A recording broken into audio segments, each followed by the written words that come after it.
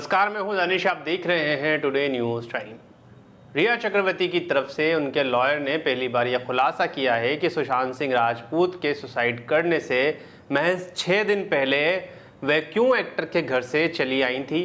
Lawyer Satish माने शिंदे के मुताबिक सुशांत अपनी मौत से पहले बहुत परेशान थे। वो लगातार रो रहे थे और उसने अपने परिवार को फ़ोन करके कहा था कि वो उनके पास आ जाएं। जब उनकी बहन इस बात पर राज़ी हो गई और 8 जून को उनके पास रहने आ गई तो सुशांत ने रिया से कहा कि जब तक उसकी बहन यहाँ है तब तक वो अपने परिवार के पास चली जाएं। इंडिया टुडे मैगजीन के साथ एक इंटरव्यू में रिया के लॉयर से पूछा गया कि क्यों और कैसे रिया ने 8 जून को सुशांत का घर छोड़ा। इस पर रिया के वकील ने कहा सुशांत अपने परिवार को फ़ोन करके बता रहा था और मुंबई पुलिस से निकलने को अपने फैसलों के बारे में बता रहा था और उन्होंने अपने पास आने को कह रहा था। कई दिनों तक फ़ोन पर सुशांत के रोने के बाद उनकी बहन मीतू 8 जून 2020 को उनके पास आकर रहने के लिए राज़ी हो गई। इस वजह से सुशांत ने कहा कि रिया अपने परिवार के साथ रहे। रिया खुद अपनी एंग्जाइटी और पैनिक अटैक्स की परेशान थी।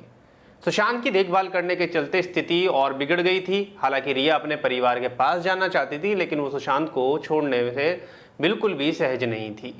उसी दिन रिया ने डॉक्टर सुजैन वॉकर के साथ अपना एक थेरेपी सेशन भी अरेंज किया था और सुशांत के पूछा था कि क्या वे सेशन के बाद जा सकती है, लेकिन सुशांत ने कहा कि इससे पहले कि मीतू आ जाए तुम वहां से चली जाओ। उसके बाद सवाल पूछा गया कि आपकी क्लाइंट अभी भी सीबीआई जांच की बात पर अड़ी हुई है, क्या आपको एक्टर की मौत में किसी तरह की साजिश नजर आती है।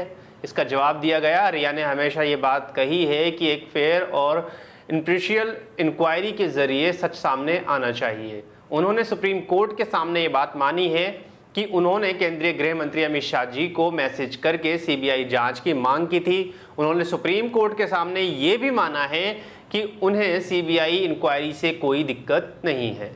उनसे आगे सवाल पूछा गया, क्या रिया राजनेता आदित्य ठाकरे को निजी तौर पर जानती हैं? अगर हाँ, तो दोनों के बीच किस तरह का रिश्ता था। इसके जवाब में उनके वकील ने कहा रिया निजी तौर पर आदित्य ठाकरे को नहीं जानती और ना ही वो कभी उनसे मिली हैं और उन्होंने ना तो उनसे कभी बात की है, ना फ़ोन पर और ना किसी और तरीके से। अब आपकी जानकारी के लिए बता दें कि आदित्य ठाकरे का नाम सुशांत सिंह राजपूत केस में बड़े ज़ोर शोर से लिया जा रहा है और कहा यह भी जा रहा है कि इस मामले में कहीं ना कहीं आदित्य ठाकरे की इन्वॉल्वमेंट है। खैर, ये सभी बातें तो अब सीबीआई जांच और ईडी की इंक्वायरी में साफ होंगी, जो कि फिलहाल अभी चल रही है। ये तो रिया चक्रवर्ती का एक पक्ष था जो हमने आपको बताया है।